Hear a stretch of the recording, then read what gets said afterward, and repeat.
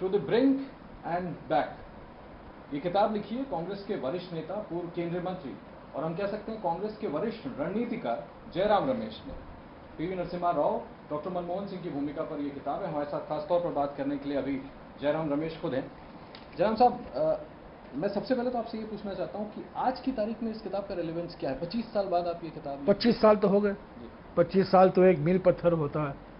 और मैंने सोचा कि कहानी पूरी तरीके से जनता के सामने अभी तक नहीं आया है। हाँ, अखबारों में लिखा गया है, जिक्र हुआ है, पर क्या हुआ 25 साल पहले जून, जुलाई, अगस्त 1991 में? बड़ी गंभीर आर्थिक स्थिति थी, डिफॉल्ट होने की संभावना थी, गुंजाइश थी। और उन हालात में प्रधानमंत्री नरसिम्हा राव और वित्त मंत्री मनमोहन सिंह जी ने आर्थिक सुधार का कार्यक्रम लागू किया।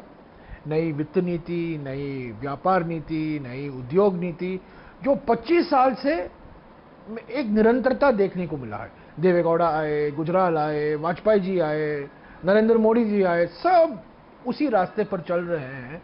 तो नरसिम्हा राव जी और मनमोहन सिंह जी ने दिखाया था 25 साल पहले। तो अंदर की बात क्या थी? क्योंकि मैं अंदर था, मैं बाहर नहीं था। अंदर की बात क्या थी?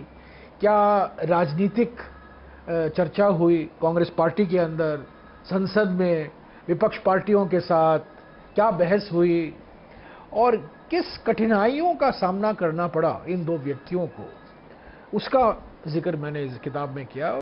एक के बाद एक आपके पुराने हीरोज का क्रेडिट पूरा आपसे छीन करके प्राइम मिनिस्टर मोदी लेते जा रहे हैं। ऐसे समय पर कांग्रेस को दोबारा से याद दिलाना, लोगों को याद दिलाना कि नरसिम्हा राव बहुत जरूरी है। हमारे थे। नहीं, बहुत जरूरी है। सरदार वल्लभ भाई पटेल रणनीति का हिस्सा नहीं, नहीं, देखिए, मैंने ये नहीं सोचा कि जो श्रेय नरसिम्हा राव जी को मिलना चाहिए था उनको नहीं मिला है, और बीजेपी उनको अपने माने जो गैलरी है उनमें शामिल कर रही है, जैसे कि उन्होंने प्रयास कर रहे हैं सरदार पटेल या अंबेडकर या नेताजी सुभाष चंद्र बोस के बारे में।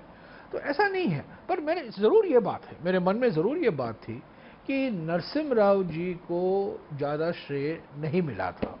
और जो नरसिम्हा राव जी की जो भूमिका थी उन महीने में, बाद में हर्षद मेहता, बाबरी मस्जिद, जैन हवाला, वो सब आए, वो अलग बात है। पर उन 3 महीने में, जून, जुलाई, अगस्त 1991 में जिस कुशल तरीके से राजनीतिक नेतृत्व दिखाया नरसिम्हा राव जी ने, उसको जनता के सामने लाना मैं समझता था जरूरी था। कांग्रेस पार्टी के अंदर बहस हुई, कांग्रेस पार्टी के अंदर अलग अलग विचार थे, और किस तरीके से सब अलग विचारों को मद्देनजर रखते हुए नरसिम्हा राव जी ने और मनमोहन सिंह जी ने एक नया रास्ता दिखाया। देखिए, मैं समझता हूं नरसिम्हा राव जी मनमोहन सिंह जी के बिना कुछ नहीं कर सकते थे, और मनमोहन सिंह जी नरसिम्हा राव जी के बिना कुछ नहीं कर सकते थे। तो ये ऐसा मानकर चलिए एक जुगलबंदी थी एक दूसरे के साथ। और तब कहा जाता था दो बेचारे बिना सहारे, पर ऐसा नहीं, दो बेचारे ने देश को बचाया और देश की आर्थिक रणनीति में एक क्रांतिकारी परिवर्तन लाए। सर, बेचारा तो कांग्रेस पार्टी ने किया। आपको अफसोस होता है कि नहीं कि आपकी पार्टी, कांग्रेस पार्टी ने उस आदमी को महत्व दिया ही नहीं जो डिजर्व करता था, जिसकी बात आज आप कर रहे हैं? नहीं, देखिए, कांग्रेस पार्टी में मैं मानता हूं, ठीक है, नरसिम्हा राव जी के प्रति कुछ सवाल उठे हैं। जिस तरीके से सीताराम केसरी जी ने 98 में उनका टिकट काटा, उसका मैंने जिक्र किया है। ये अयोध्या में जो कांड घटा, अयोध्या जो 6 दिसंबर 92 में जो बाबरी मस्जिद को गिराया गया, कांग्रेस पार्टी में ये मानना है कि प्रधानमंत्री ने जो कार्रवाई करने की जरूरत थी उन्होंने नहीं की। और कई लोगों का मानना है कि राष्ट्रपति शासन लागू करना चाहिए था उत्तर प्रदेश में। गांधी फैमिली का ये मानना है? नहीं, सभी कांग्रेस पार्टी का मानना है, गांधी फैमिली का नहीं, कांग्रेस पार्टी वाले कार्यकर्ता का मानना है, नेताओं का मानना है कि राष्ट्रपति शासन क्यों नहीं लागू की। उसके बारे में नरसिम्हा राव जी ने खुद एक किताब लिखा है अयोध्या के बारे में। उन्होंने कहा है ये एक चुनी हुई सरकार थी, कल्याण सिंह जी की सरकार। उन्होंने सुप्रीम कोर्ट में एक आश्वासन दिया था कि हम बाबरी मस्जिद को सुरक्षित रखेंगे, तो मैं कैसे राष्ट्रपति शासन लागू करता। उन्होंने अपने तरफ से उन्होंने ये कहा है। पर मैं समझता हूं बाबरी मस्जिद के गिराने के लिए नरसिम्हा राव जी कुछ भी कहें, अपनी वकालत ने उन्होंने खूब की है, फिर भी कई लोगों का मानना है कांग्रेस पार्टी में कि उन्होंने सख्ती के साथ कल्याण सिंह जी की सरकार के खिलाफ कार्रवाई नहीं की। और इस वजह से 6 दिसंबर के बाद उन्होंने बर्खास्त कर दिया, पर 6 दिसंबर के पहले उन्होंने कुछ कार्रवाई नहीं की।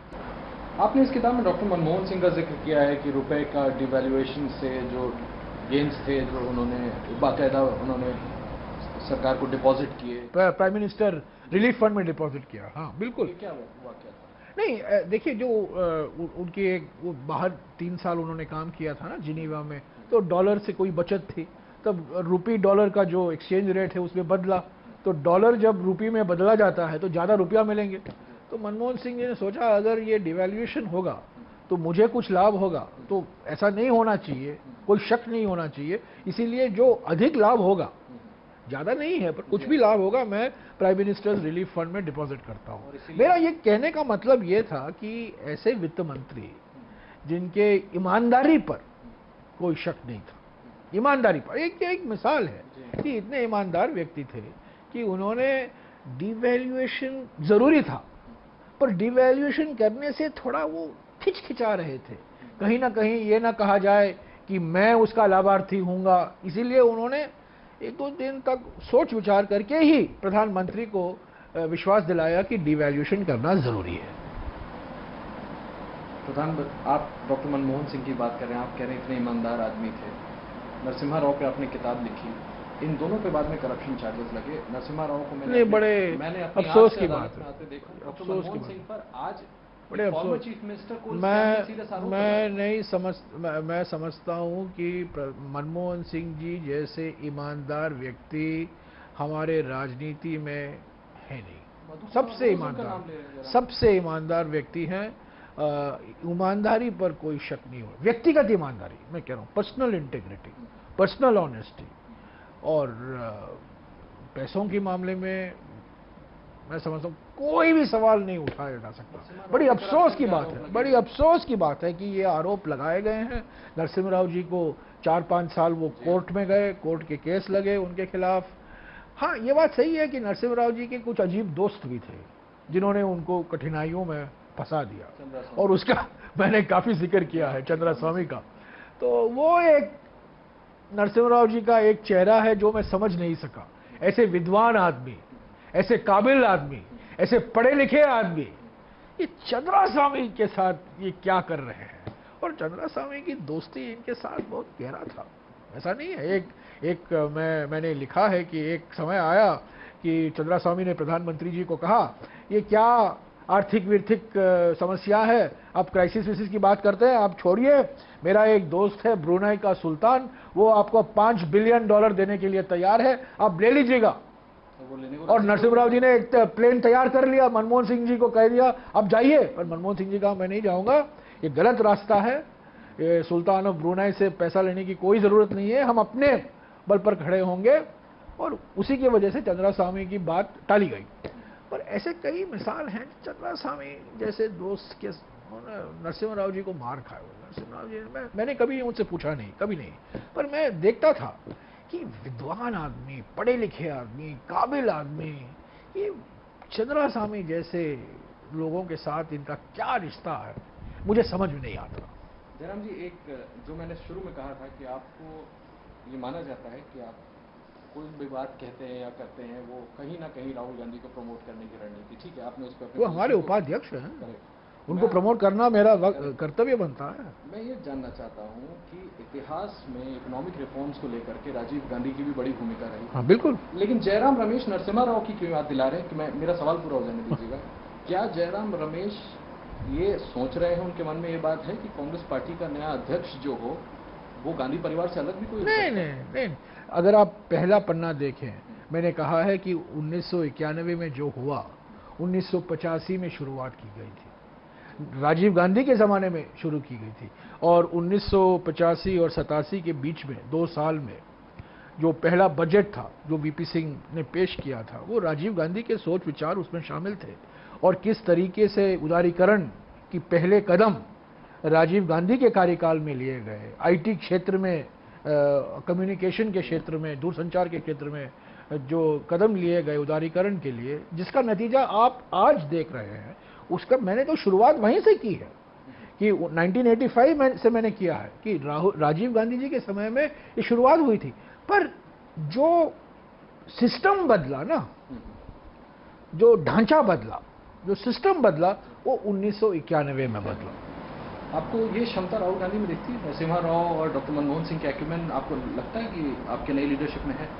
नहीं, जरूर है। हमें नेतृत्व, पॉलिटिकल लीडरशिप, देखिए वक्त जब आता है ना, इकोनॉमिक एक्यूमेन की बात। हाँ, नहीं, वक्त जब आता है तब लीडरशिप का माने क्या है? लीडरशिप का माने ये है कि खुद आप विश्वास रखो और ऐसे लोगों को आपके सामने यहाँ वहाँ रखो जिनमें काबिलियत है। नरसिम्हा राव जी का सबसे बड़ा काम 1991 में मैं समझता हूँ ये है कि उन्होंने मनमोहन सिंह जी को वित्त मंत्री बनाया। आज की तारीख में आप उसको रिलेट कर दीजिए राहुल गांधी। मैं फिर से अपना सवाल दोहराता हूँ, आपको वो क्षमता दिखती है अपने लीडर में? राहुल गांधी जी प्रधानमंत्री बनने के लिए, प्रधानमंत्री बनने के लिए और जरूर, वो तो हमारे तो लीडर ही हैं, हमारे लीडर हैं, हमारे, हमको वो हमारे नेता हैं। मैं उम्मीद करते हैं हम लोग कि अगले कुछ महीने में वो कांग्रेस अध्यक्ष बनेंगे। हमसे बात करने के लिए बहुत बहुत शुक्रिया जयराम जी। जयराम रमेश, जिन्होंने अपनी किताब पे हमसे बात की, to the brink and back, जिनका कहना है कि पीवी नरसिम्हा राव की जो आर्थिक नीतियां थी उसको पार्टी को और अहमियत देनी चाहिए। डॉक्टर मनमोहन सिंह की नीतियों की तारीफ की। कांग्रेस पार्टी को कोई नसीहत भी दी है जयराम रमेश ने, जिस पर गंभीरता से कांग्रेस पार्टी को सोचना होगा आने वाले दिनों में। कैमरामैन मान के साथ आशीष कुमार सिंह, एबीपी न्यूज़, दिल्ली।